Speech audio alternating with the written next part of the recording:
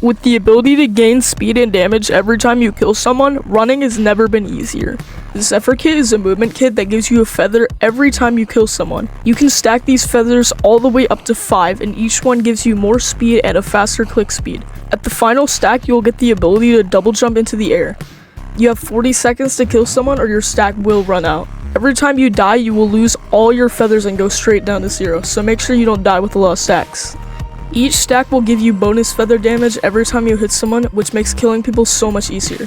I recommend using this kit in squads and doubles because of how many more players there are to kill. Make sure to like and subscribe and let me know if you think Zephyr is a good kit, and comment down below which kit I should review next.